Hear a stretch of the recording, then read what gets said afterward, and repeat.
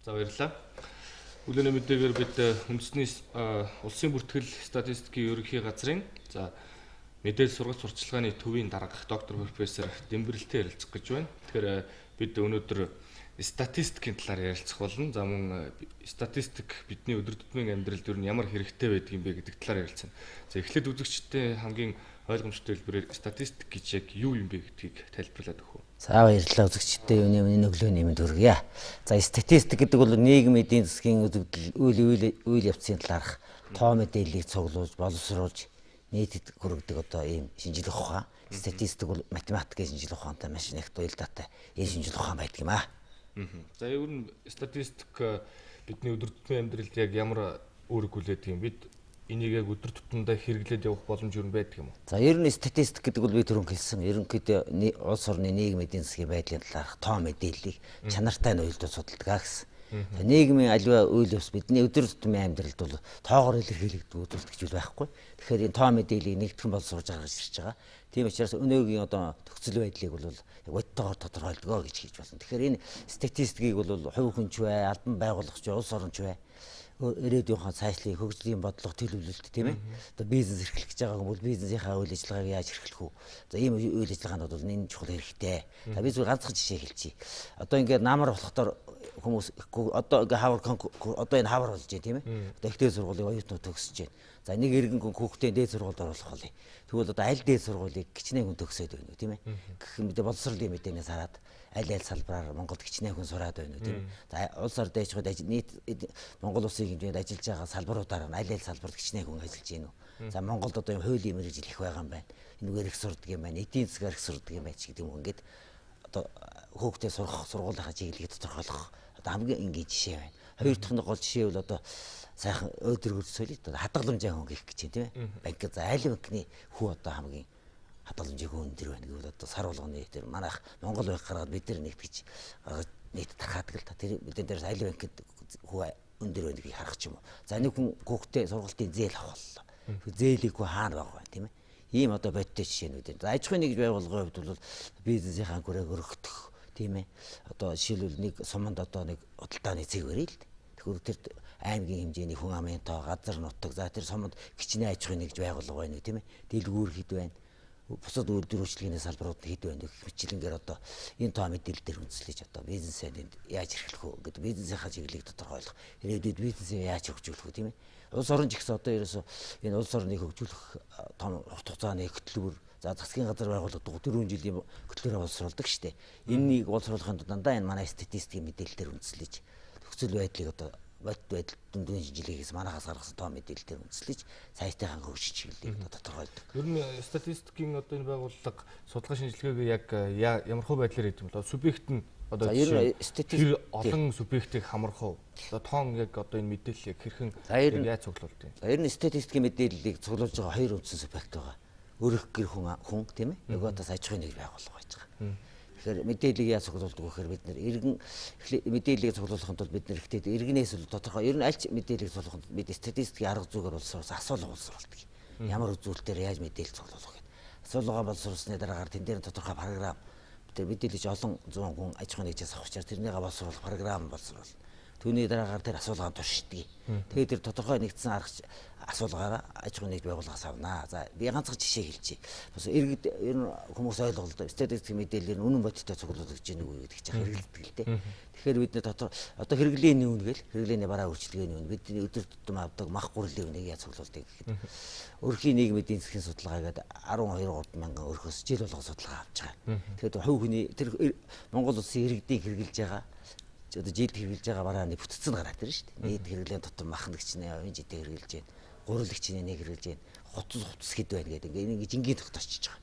Тэгээ энэ дээр үзүүлээ сагс бүрдүүлдэг. Тэгээ 300 бараа гаргадаг. Энэ сагснаасаа бүр тодорхой цэгүүд дээрээс асуулгаараа авдаг. Гэхдээ Улаанбаатарт гэтэл одоо 7 хоног болгон том цэгүүд дээрээс 7 хоногийн тогтцоо өдр бахны үнийг цуглуулад ингээд нийт борлуулсан хэмжээгээр ингээд тань уялдуулаад дундаж үнийг гаргаж байгаа. За аж ахуйн нэгж байгууллагаас бол ингээд жишээлбэл нэг одоо худалдааны нэг 50 байгууллага гэх зүгээр энгийн жишээ авч байгаа. Тэр худалдааны 50 байгууллагын нэг 10 байгууллага нь бол одоо нэг нийт орлогын нэг 70% хангадаг байж тийм ээ. Нөгөө үлдэж байгаа 40 байгууллага нь 30% хангадаг байлаа шүү тийм ээ. Тэгвэл тэр 70% хангаж байгаа тэр байгууллагыг бүгдийг хамруулж байгаа. Тэр 10 аж ахуйн нэгжээс бүгдөөс нь авна. А тэр 30% хангаад байгаа мөртлөө тоогоор их байгаад шүү дээ. Тэр чинь байгууллагын төвөрлөл судалдаг. Ингээд энэ судалгааны аргууд дандаа статистикийн математик аргаар үндэслэгдсэн. Тодорхой хэл бэлзэл тэр зөрүү мөрөгийн тооцсон статистик аргууд байдаг. Энэ дээр үндэслэж одоо та мэдээлэл цуглуулдаг юм аа. Ер нь бодоод байдаг л да одоо Улаанбаатар хотын одоо юу гэдгийг одоо нийгмийн давхар бол маш янз янз байгаа шүү дээ. Одоо хотын захын хэсэгч гэдэг юм уу, төвийн хэсэгч гэдэг юм энэ бүгдийг хамруулж авах уу? Аль эсвэл яг тодорхой заасан байршлуудаас авах. За ер нь бүгдийг хамруулж авна. Өөрөөр хэлбэл төлөөлөл судалж яах гэдэг бол бүгдийг хамруулж гаргаж ирж байгаа. За зөвхөн хүмүүс ингэж байгаа л да. Жишээлбэл дундад цалин дээр ингээд цалин их өндөр гараад байна тий. Гэхдээ ингэж цалинг бол тодорхой интервалтай. Цалингийн ялгаатайгаар наривчилж гаргаж ирж байгаа. Жишээлбэл 192 мянган төгрөгийн цалинтай хүн хэд байж гэдэг юм. Ингээд дотор наривчилж гаргаад ирэхдээ нийт цалинтай дотор бол тэр хамгийн өндөр цалинтай хэсэгч байгаа, дундад цалинтай хэсэг, бага цалинтай хэсэгч байгаа тийм ээ. Тэрний ерөнхий дундаж гаргаж ирж байгаа. Одоо бид нар бол энэ мэдээлэлийг дотор нь бас наривчилж интервал нарийн гаргадаг болсон байгаа. Энийг бас хөдөлмөрчийн нийлээс гарч харах хэрэгтэй тийм ээ. Тэр хүн бол би бол тэр 800 мянгад биш би бол 500 мянгад нь байгаа юм байна. Би бол 200-аас 300 мянга дотор байгаа юм байна гэдгээр одоо бид нар гаргаж мэдээлдэг болсон. Бас энийг хүмүүс бас гараарай гэдэг. Яг үнэн бодит гэдэг талаас ярил яг хэр бодиттой вэ? За ер нь үнэн бодит гэдэг бол би дундад цалин гээл одоо гаргая л хүмүүсийн нэлээд шүүмжилдэг мэдээлэл байгаа. Энийг ихтэл бид нар одоо нийгмийн даатгалын байгууллага тий. Өнөөдөр Монгол улсад ажил хөдөлмөр эхэлж байгаа хүн болгон бол нийгмийн даатгал төлөх хэрэгтэй байдаг шүү дээ. Тэр нийгмийн даатгал төлж байгаа бүх хүний мэдээлэл дээр үндэслэж гаргаж ирж байгаа. За энийг бол төвөрлөдгөө гэж ойлгочихлохгүй. Төвөрлөнийг бол буруу хийчихдэг гэж ойлгоо шүү дээ. Ингээ зарим мэдээллийг бол нийлэнгүй судалгаа гаргаж ирдэг. Тоолго төвөр судалгаа гэж хоёрын бар цуглуулж байгаа. Тоолго бүртгэл гэдэг нь бүгдийг хамруулдаг.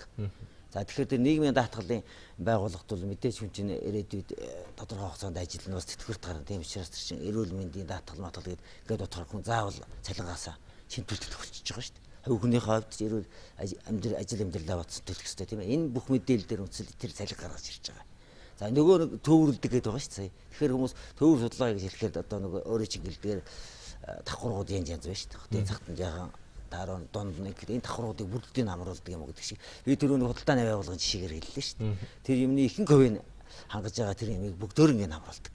А тэр үлдэж байгаа тооны хувьд олон боловч нөгөө яг орлого бүх юмараа нөгөө нийт юмдаа эзэлж байгаа хувийн хэмжээ нь бага байгаад байна шүү дээ. Тэр нэг жийг төвөрлөж судалдаг юм аа. Төвөрлөхтэй бас тодорхой нөлөөллийг харгалзсан. Бүс нутаг тэр ажилчдын тоомоо одоо өөрөө хэлсэн шүү дээ. Давхаргуудын нөлөөллийг харгалзсан юм уу. Түүнээс гадна энэ мэдээллийг бид нар зүгээр аваад нэгтгэжтэй биш. Тэрнийг бол боловсрол шалгана бас. Нэг аж ахуйн нэгжийн мэдээлэл байлаа. Гэхдээ бид нар сар болго авч байгаа шүү дээ. Тэгээ энэ сар тэр аж ахуйн нэгж яад юм. Манай мэрэгчлэн дээр дэлгэрэнгүй одоо захим хөгжсөн юм шиг бүх мэдээллүүд нь байдаг. За эдний орлого бол энэ сардаг тэдэрсдэг. За нэг юм 300 мянга л байдаг. Онцгой 6-700 болоо юм эсвэл 100 болцсон байвал эргүүлж асууж нэгтлэн.